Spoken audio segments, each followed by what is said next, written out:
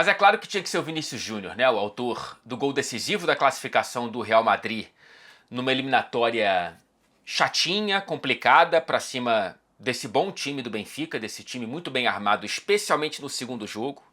O Vinícius, que acaba fazendo 2 dos 3 gols do Real Madrid nessa fase de 16avos de final, né? E o gol decisivo com a mesma celebração que ele fez no Estádio da Luz. Eu quero trazer alguns dados e uma perspectiva um pouco mais específica em relação ao Vinícius, um pouco mais para frente, mas eu não quero que o vídeo seja só sobre isso. É claro que ele acaba sendo o protagonista desses dois confrontos por vários motivos, inclusive e talvez principalmente por conta do que ele fez com a bola no pé.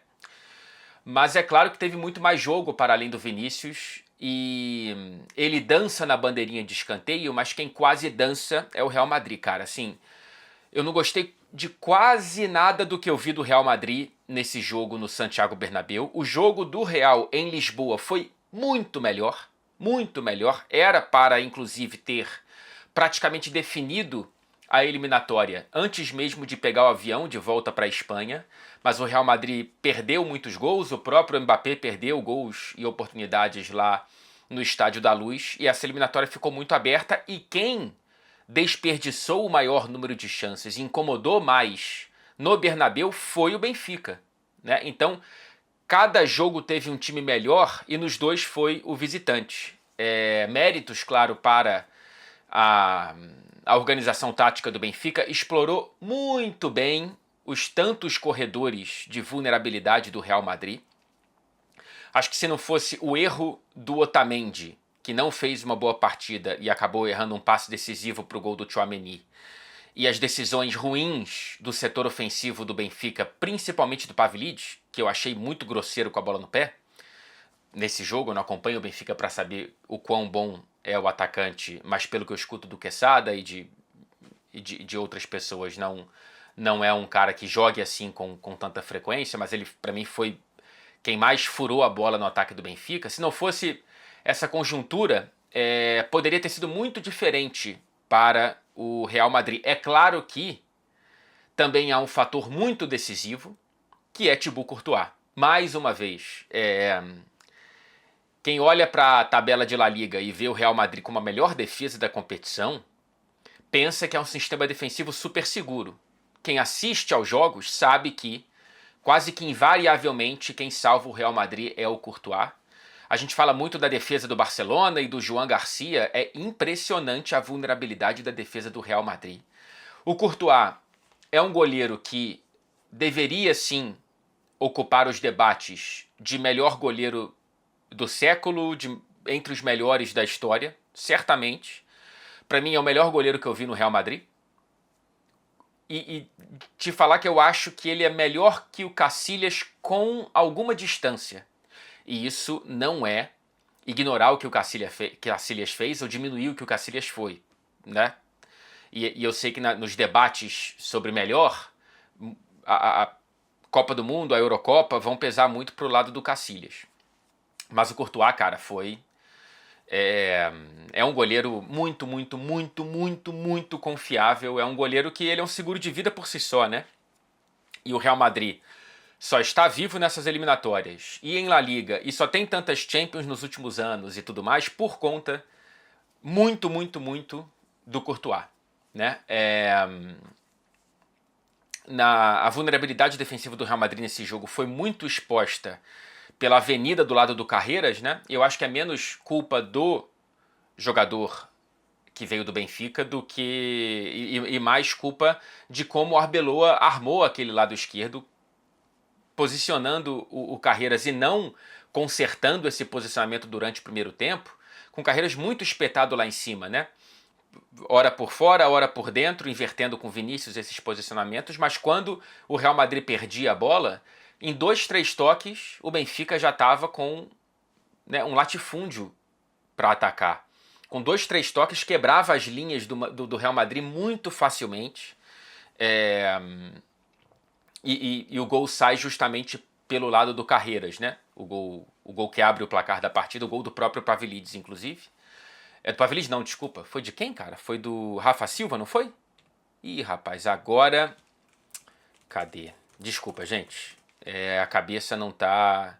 Foi do Rafa Silva. Foi do Rafa Silva, perdão. Que fez um bom jogo, né? Que fez um bom jogo, mas também em um momento ou outro ele poderia ter aproveitado um pouco melhor o espaço que teve, e foi muito espaço que o Real Madrid concedeu. O Raul Asensio não é jogador para nível de Real Madrid, nem para banco de reservas, está talvez banco enquanto jogador da base em desenvolvimento que mal pisa em campo. Mas por conta do horror que é o número de lesões do Real Madrid, especialmente no setor defensivo nos últimos anos, o Militão não consegue voltar e ter sequência, o Alaba, eu não sei em que pé físico ele está, mas não está recebendo muitas oportunidades. Também já é um jogador com uma certa idade, não é? Ou ele parece mais velho do que é? Deixa eu ver. 33 anos, deveria ter um pouco mais de confiabilidade física, mas enfim, cada jogador tem a própria história, né? O Rudiger não tá, né, tá voltando também de um tempo fora. Eu realmente... É uma temeridade o Raul Asensio. E o Hausen não encaixou, né? Eu sei que ele não estava nesse jogo, mas também quando você tem Hausen de um lado e Asensio de outro, Deus me livre, né? O Courtois, ele deve... Sei lá, cara, ele deve olhar para a escalação quando ele tem essa dupla de zaga à frente dele e fazer um aquecimento ainda mais intensivo. Mais uma vez, portanto, o Real Madrid vence sem convencer, né? E aí, claro, teve a ausência do Mbappé. Um dos pontos positivos que parece haver sem o Mbappé é uma combatividade maior na linha ofensiva com a presença do Gonçalo Garcia. Mesmo assim, e o Vinícius também não é muito combativo sem a bola, é bom salientar, a primeira linha do Real Madrid era muito facilmente superada pela saída de bola do Benfica. Repito, em 2, 3 passos o Benfica estava tabelando na entrada da área do Real Madrid. Eu não gosto muito desse meio campo do Real Madrid. Eu sei que o Tchouaméni foi... acho que ele recebeu o troféu de melhor em campo nos 2 jogos, né? No primeiro deveria ter sido para o Vinícius, penso eu. Mas ontem eu entendo ter sido para ele. Ele fez um muito bom jogo, ele faz o gol, mas ele não me parece ser o primeiro volante que o Real Madrid precisa, ou um primeiro volante que consiga ser tão para-brisa quanto essa configuração de time precisa, e aí sem essa cabeça da área tão segura, prejudica um pouco o jogo do Camavinga, que precisa de um cara que lhe dê mais segurança. Eu não acho que seja o Tchouaméni, não acho que é uma boa combinação, portanto não acho que os dois se complementem bem. O Valverde não está 100%, sai com 2 assistências, mas é uma coisa muito mais... Tudo bem que o passe para o Vinícius foi bom, mas o passe para o Tchouaméni é um passe, né, meio que óbvio. Caindo ali pela direita, que é o lado bom do Valverde. Eu gosto do Valverde, não gosto do Valverde como capitão. Não acho que ele tenha esse perfil. Mas... não sei, eu sinto que o Real Madrid ele vai precisar de uma contratação muito forte ali para a entrada da área. Para tentar, não digo nem achar um novo Casemiro, porque isso é muito difícil, mas alguém com um perfil similar, assim, alguém que consiga tomar conta defensivamente daquela área do campo, porque está muito, muito fragilizada, e eu não acho que, por melhor que tenha sido o jogo do Tchouaméni, ele tenha conseguido proteger bem aquilo ali. O discurso seria muito diferente se não fosse Courtois, repito, né? E eu sei que o Courtois faz o que ele tem que fazer, mas as coisas não são assim, né? E ele faz muito mais do que 99% de outros goleiros fariam na situação dele. Então, eu acho que se pegar o Manchester City, como a gente sabe que vai pegar, né, no sorteio, por mais que o Manchester City tenha as próprias fragilidades e isso possa equilibrar o confronto de muitos gols, como sempre, o Manchester City, quem acompanha aqui sabe que eu falo muito, muito, muito sobre essa fragilidade defensiva, porém, o ataque do Manchester City é muito mais letal do que o ataque do Benfica, e se o Real Madrid entrar dando esses espaços, muito dificilmente vai sobreviver. É claro que tem aquela coisa, né, mágica do Real Madrid na Liga dos Campeões e no Bernabéu, ainda mais em jogos grandes, mas eu fiquei decepcionado com a atuação do Real Madrid como um todo no Santiago Bernabéu. Foi muito melhor do lado do Benfica o jogo, e o Real Madrid foi muito melhor na primeira partida. Lembrando que esse nosso Fred Café é fora de hora, né? Não, de vez em quando ele aparece aqui como uma edição extra para trazer o nosso frescor para o seu dia, especialmente quando a gente trata de Real Madrid, porque a Melita, além de patrocinador oficial do Fred Café, também é patrocinador oficial do Real Madrid, e eu espero que você acompanhe não só os vídeos do Fred Café, mas também os descontos que o Fred Café pode te dar com o cupom FRED15, 15% de descontos em todo o site da Melita. E eu fui investigar, porque eu vi algumas pessoas perguntando por aqui, essa canequinha linda, muito, muito boa, de qualidade inclusive, não só de beleza estética, ela está à venda, tá? No site melita.com.br. Admito não saber por quanto, mas independentemente do valor, você tem 15% com o nosso cupom FRED15, tá bom? Aproveite essa nossa parceria. Obrigado, Melita, mais uma vez. A Melita desperta você para sentir mais o esporte. Vinícius Júnior tá 119 gols agora com a camisa do Real Madrid. Ele tá a 2 de ultrapassar o mítico Juanito, né? Aquele artilheiríssimo dos anos 60 do Real Madrid. O autor da frase 90 minutos no Santiago Bernabéu são muito longos. O Vinícius está próximo de ultrapassá-lo com menos jogos, tá? Com menos jogos e jogando pelo lado esquerdo de campo. Quando eu fui ver a artilharia histórica do Real Madrid, eu me surpreendi com o número de gols do Fernando Hierro. Não sei se você já sabia, eu não lembrava que ele tinha sido um Sérgio Ramos ainda melhor do que o Sérgio Ramos em termos ofensivos, né? É claro que ele não tem tantos gols decisivos, mas o Hierro tem menos jogos que o Sérgio Ramos e mais gols, são 127.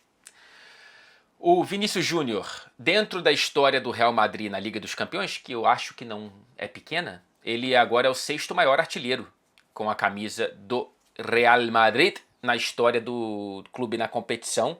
Atrás somente 5º colocado, Puskás, 4º, Di Stéfano, 3º, Raul, 2º, Benzema e 1º, Cristiano. Não está muito mal acompanhado o Vinícius, que, para além de número de gols, são gols com peso, né? Como esses contra o Benfica, são gols que classificam e são gols que entregam taças, como 2 das tantas que o Real Madrid tem na Champions. Sobre o extracampo, eu vou passar um pouco rapidamente aqui. Eu acho que a UEFA foi bem na medida cautelar de suspender preventivamente o Prestiani dessa partida. Com ele em campo teria sido muito maior,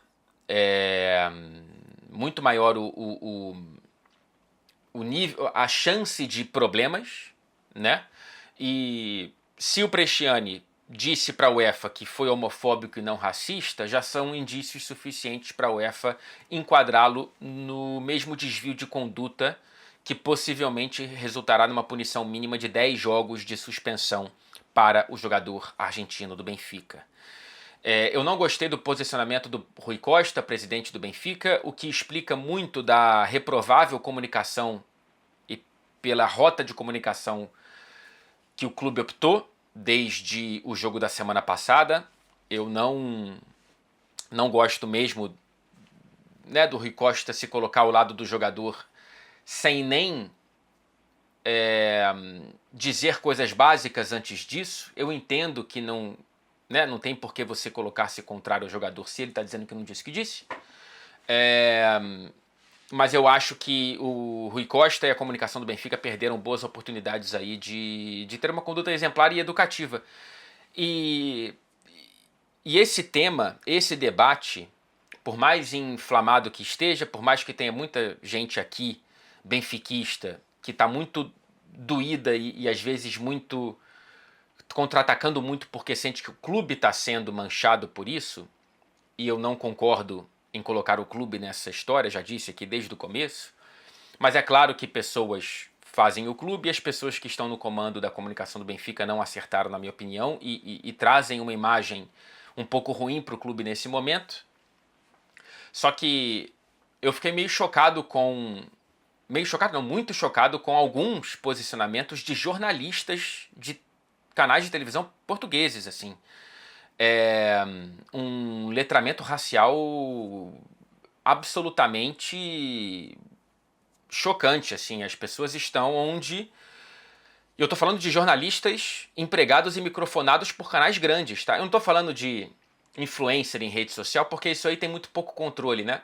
para além da barra muito baixa de permissividade das plataformas. Porém, quando um canal emprega alguém falando o que eu vi jornalistas falando, eu fiquei chocado porque você não vê isso, por exemplo, no Brasil mais, né?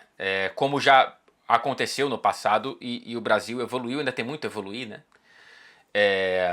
Não, nem de perto venho aqui dizer que estamos muito à frente na questão de não haver racismo. Há muito racismo, inclusive no futebol. Vejo o que aconteceu com o Hugo Souza e com torcedores da Portuguesa. Mas é claro que você mede o grau de debate público sobre temas sensíveis também pelo tom adotado por canais de imprensa tradicionais e grandes. E eu fiquei assustado com o tom de Portugal, como já fiquei muito assustado com o da Espanha, que segue sendo... são dois países que têm muito, muito, muito ainda a lidar com o próprio passado e com as consequências desse passado no presente. Fico claro, como todo mundo, no aguardo da conclusão das investigações da UEFA. Teremos nessa sexta-feira o sorteio, portanto, das oitavas de final da Liga dos Campeões, dos playoffs, que muita gente, né, enquadrava como algo já de favas contadas. Tivemos quase surpresas, né? O Mônaco quase complicou o Paris Saint-Germain, o Benfica quase complicou o Real Madrid. Tivemos a linda história do Bodo já contada aqui no canal, e a Atalanta conseguindo uma virada espetacular para cima da paçoca chamada Borussia Dortmund, né? O último gol é o Borussia Dortmund resumido nesses últimos anos, com o Kobel errando a saída de bola e depois o Ben Sebaini dando um coice num pênalti muito bem marcado a favor da Atalanta. 4 para a Atalanta, a única sobrevivente da Série A nas oitavas de final. E o pareamento, as possibilidades são as seguintes, tá? PSG e Newcastle contra Barcelona ou Chelsea. Então podemos ter um clássico inglês e um reencontro de PSG e Barcelona aqui. Atlético de Madrid e Galatasaray, Tottenham ou Liverpool. Podemos ter o reencontro de Atlético e Liverpool. Teremos fatalmente Real Madrid contra Manchester City. E aí o Sporting terá a missão de enfrentar o Bodo. Eu tô brincando que vai ser Real e City, porque foram 5 das últimas 6 temporadas com esse confronto, se eu não me engano. Ou 6 das últimas 7, ou 6 das últimas 8, enfim. E aí, por fim, Atalanta ou Bayer Leverkusen contra Arsenal ou Bayern de Munique. Se tivermos o clássico alemão, o Arsenal terá a missão de tentar parar essa Atalanta. Os que vêm dos playoffs decidem fora de casa, né? É bom lembrar isso. Então, se tivermos PSG e Barcelona, o segundo jogo será no Camp Nou. Se tivermos Manchester City e Real Madrid, o primeiro jogo será no Santiago Bernabéu e assim por diante. O sorteio será nessa sexta-feira, claro, com transmissão da TNT e da HBO Max. E teremos vídeo aqui no canal subsequentemente a esse belíssimo sorteio. Eu tô gostando dos times presentes. E vamos ver quais pareamentos, quais cruzamentos nós teremos por aqui. Um beijo no seu coração, tá? Uma boa quinta-feira para todos nós.